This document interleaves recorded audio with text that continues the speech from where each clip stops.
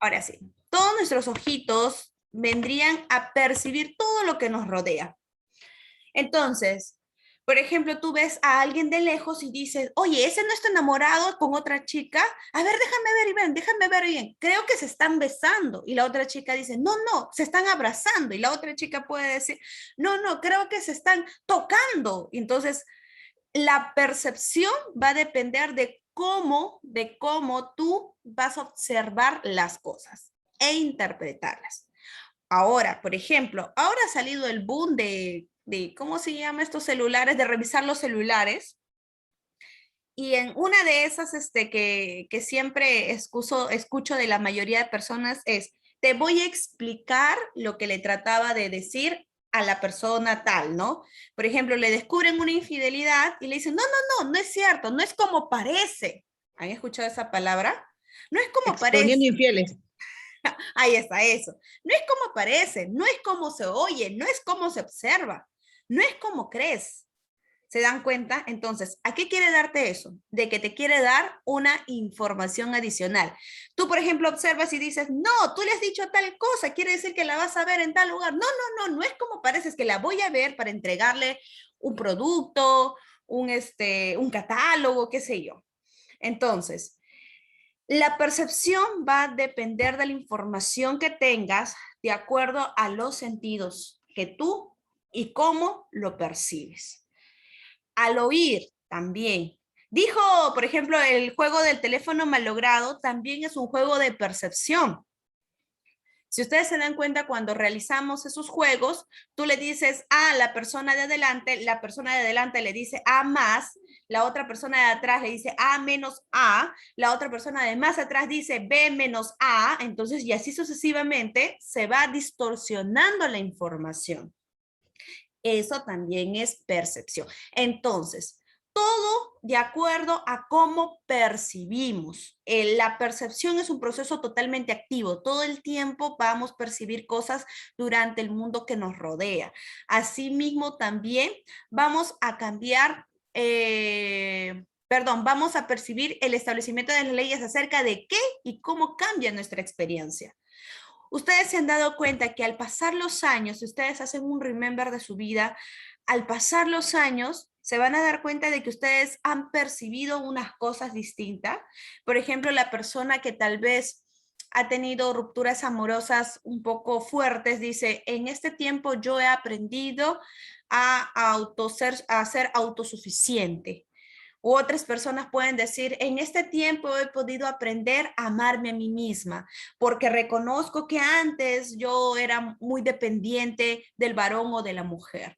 Entonces, todo esto, de acuerdo a cómo percibimos, es de acuerdo a nuestra experiencia y de acuerdo a nuestra acción en el mundo. Pero ahora, ¿qué tiene que ver con representación del espacio? Para ello, hay que entender que representación del espacio es la representación que tú tienes en el lugar en donde tú te encuentras.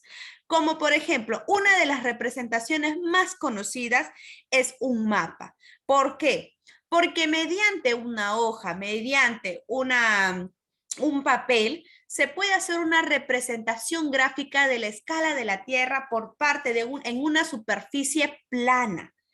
Esa es la primera representación que existe, un mapa. Gracias a este mapa vas a ver usualmente las dos dimensiones que se van a tomar a salvo los puntos de orígenes. Asimismo, también vas a poder observar mediante de ella puntos, líneas y áreas que están definidos.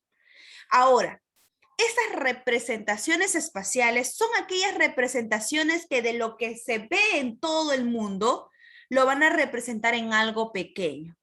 Y esto va a permitir reconocer dentro de una representación espacial, tienes que reconocer o conocer el lugar en donde, o el lugar de la superficie de la Tierra cuando realizas un mapa. Hay que ubicar el nombre, los elementos, la ubicación, todo ello para poder realizar un mapa. ¿Qué más? También es la posición o el punto exacto en donde se localiza. Asimismo, y importante, el sentido de orientación. Y aquí quiero detallar algo muy importante. El sentido de orientación viene desde bebés, poder apoyarles en el sentido de orientación.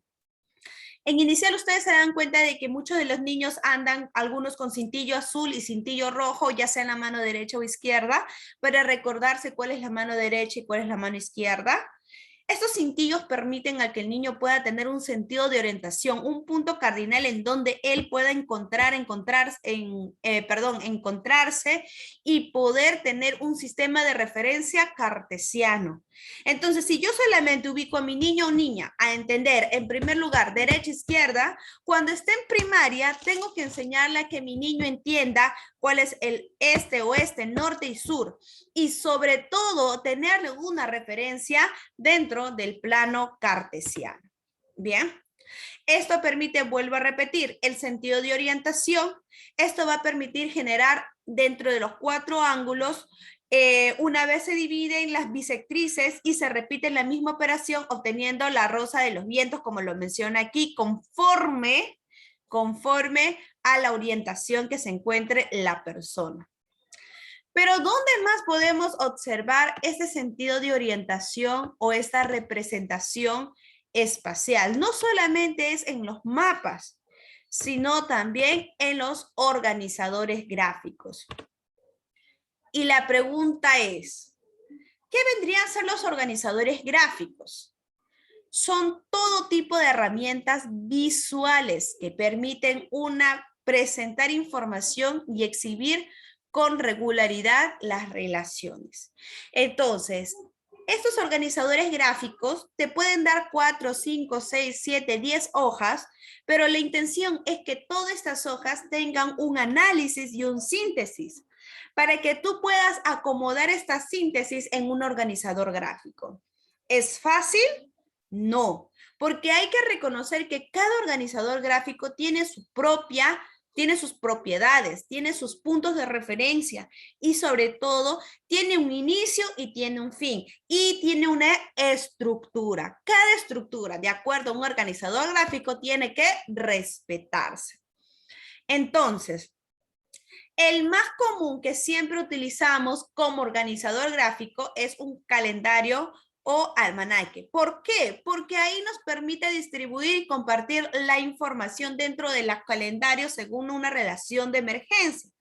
Por ejemplo, si yo quiero organizar mi día o, por ejemplo, mi mes, yo puedo decir, bueno, los días tales estoy trabajando y tales días estoy de descanso. Entonces, el primer sábado voy a ir al cine, ya que ahora los cines ya podemos, ya que podemos ir al cine, ya están aperturados los cines, entonces ya podemos darnos una escapadita. Un sábado voy a ir al cine. El próximo sábado del mes tal, me voy a ir, por ejemplo, a pasear con mis amigos. El último domingo voy a ir a visitar a mis padres. Entonces, ¿qué es lo que estoy haciendo? Estoy organizando mi tiempo, estoy organizando mi espacio, ¿de acuerdo a qué? De acuerdo a la información que yo deseo mediante ese tiempo. ¿Bien? Entonces, valgan verdades, como menciona aquí, ¿no? Acá hay un dato muy curioso. Dice, los almanaques eran libros que contenían datos astronómicos y navegación, a menudo las fiestas religiosas, notas históricas, proverbios, pronósticos, agriculturas, etcétera, ¿no?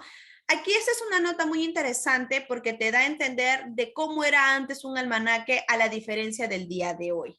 Ahora un almanaque puede venir en un pequeño cuadernito, como también en una gran secuencia. A diferencia, ¿cuáles son? En un pequeño cuadernito solamente te viene de enero a diciembre con números, pero en un almanaque más extenso te viene, por ejemplo, los días calendarios quienes son feriados, por ejemplo, también cuando te vienen ciertas fiestas patronales, etcétera.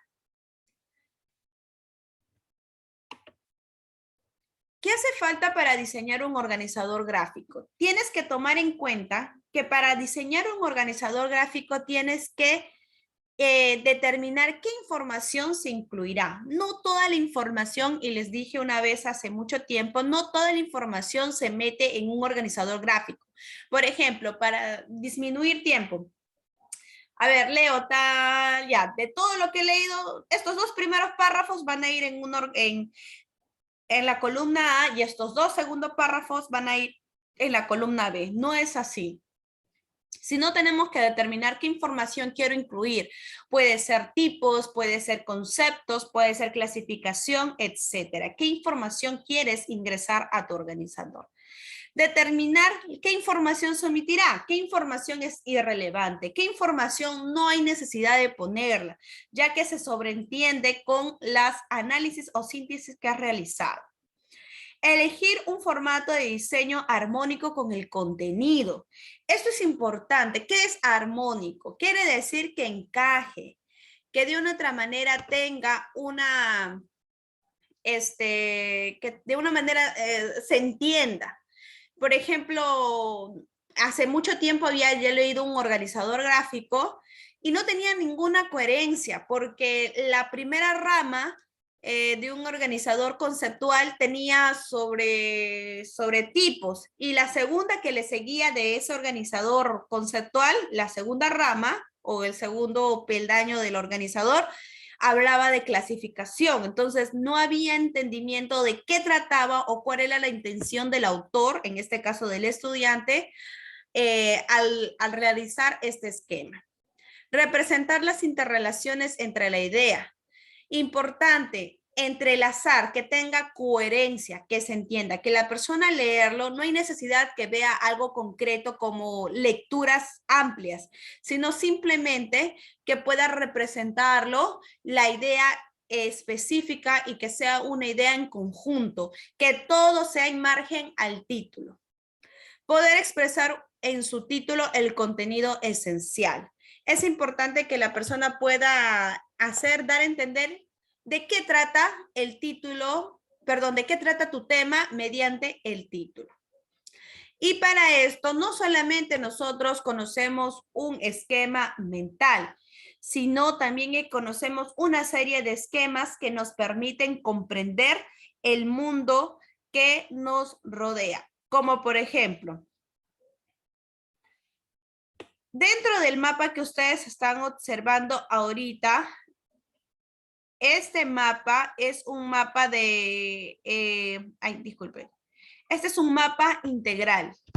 Este mapa integral, vemos, por ejemplo, el término o el tema en el medio y algunos puntos importantes alrededor del tema que se considera que está en el medio. Pero, ¿qué sucede? Aquí, por ejemplo, vemos un espacio que puede ser la parte de lo que es conceptos y aquí algunos temas que se derivan del tema principal. También tenemos un cuadro sinóptico que vendría a ser representado por llaves. Ahora, el cuadro sinóptico tenemos que tomar importancia que dicho cuadro sinóptico va a denominarse mediante, va a diferenciarse por las llaves. ¿Cuál es la intención? Que aquí en esta primera parte tiene que ir lo que es el tema o el título. Y aquí vendrían a ser los subtítulos o las ideas principales. Estos tres podrían estar encasillados en una sola llave. ¿Por qué? Porque dependen de este título. Ahora, ¿qué más podemos hacer? De cada uno de esos títulos podemos seguir armando nosotros nuestros subtemas. Entonces, seguimos abriendo mediante llaves. Seguimos abriendo la idea que queremos representar. Ahora, si nosotros representamos, aquí pueden ir dos textos. Vamos a suponer que pongo acá un texto A y aquí vamos a poner un texto B.